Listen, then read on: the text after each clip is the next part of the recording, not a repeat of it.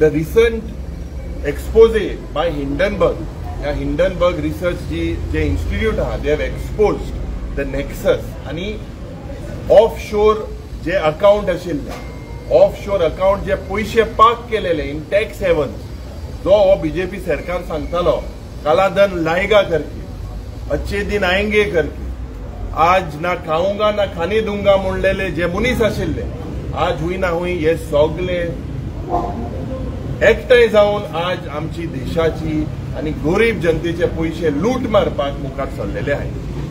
आज सेबीचे जे रेग्युलेटर आहे, सुप्रीम कोर्टाची जी कमिटी आशिल्ली, दे हॅव एक्सपोज की 2018 आणि 2019 रिलॅक्सेशन दिले.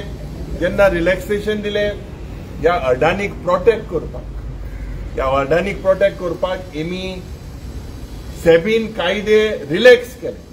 आणि आज it is shocking to see की सेबी जेन्ना एक न्यूट्रल रेग्युलेटर आसपाक जायो, देशाचे जे ट्रान्झॅक्शन जाताय it is all monitored by SEBI. आणि आज सेबी इटसेल्फ इज क्वेश्चनेबल, कित्याक सेबीचे जे इन्चार्ज आहे आणि तेगेले गोवाले अकाउंट आणि investment is in Bermuda and Mauritius.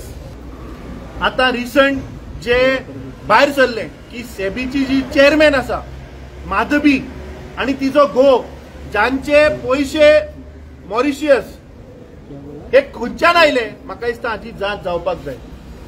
आणि अडाणी जेन्ना हे प्रायसीस पळय इन्फ्लेट करता, हे प्रत्येक सामान्य गोंयकाराकूय इफेक्ट जाता.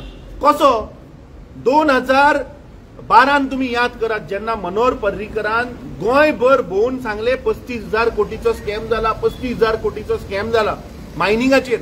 खंय गेले 35,000 कोटी रुपया आयले?